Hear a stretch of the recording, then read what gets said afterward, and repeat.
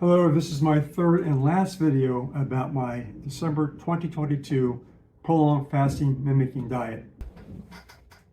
In videos for days 1 and 2, I reviewed what the prolonged fasting mimicking diet is and how it's done. And in this video, I'm going to briefly cover the hunger dilemma, headaches, energy levels, bowel movements, exercise, weight loss, what I call the reset. So let's begin with hunger.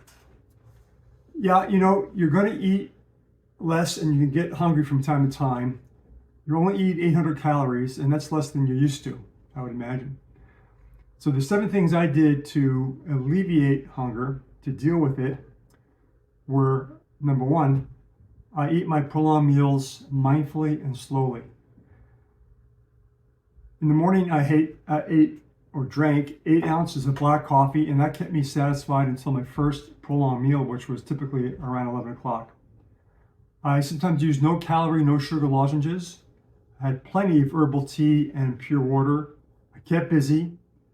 Sometimes I just ignored the hunger and I ate these intermittent fasting bars, just one a day, if I got particularly hungry. Now with headaches, I really got them, but I did twice during this fasting period. And that can happen from low blood sugar, muscle tension, stress. They can all cause headaches. And so they can happen during prolong. Fortunately, mine were very brief and infrequent. I hardly noticed them. Maybe they happened twice. Energy. Yeah, energy can go up and can go down. Mostly my energy level was good. In fact, on 2 occasions, when I was walking, I had to almost rein myself in from wanting to run, which is something I usually don't do for exercise. And then there were some times when I was a little lackluster with respect to my energy. And in fact, one time I needed to take a nap, which is not something I do typically. But I did need it that particular day. I think that might have been the 3rd day. With respect to bowel movements, I was pretty regular, having my usual 2 trips to the throne every day, except on one particular day, I think it was on day 5, when I only took 1 trip.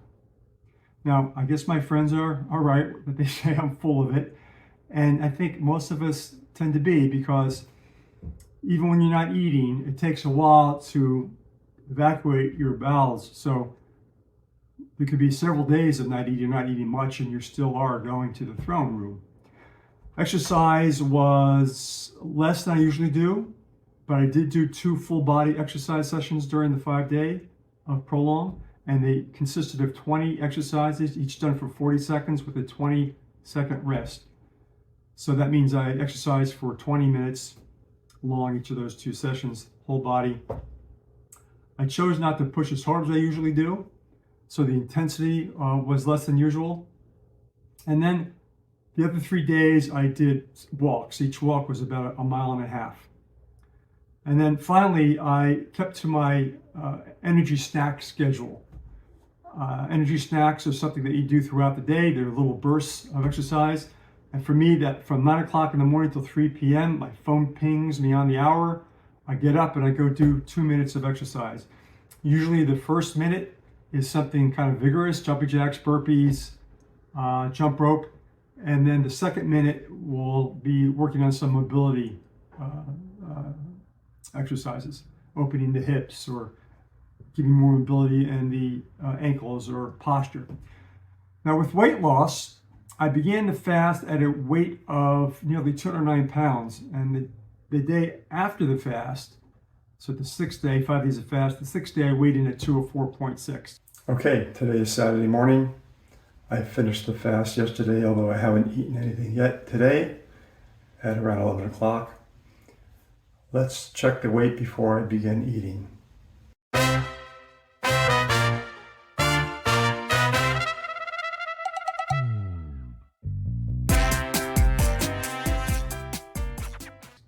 Two days later, I was up a pound at 205.7, and today, 4 days later, I'm still below 206. Now the reset, what I call reset, is the primary 2 reasons I did this fast was to enable autophagy and to reset my calorie count. Now, autophagy is a process by which a cell breaks down and destroys old, damaged, or abnormal proteins and other things such as DNA fractures.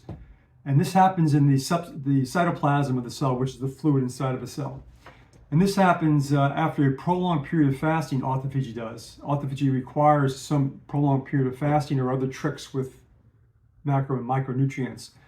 There's a link below this video about autophagy, should you care to know more about it.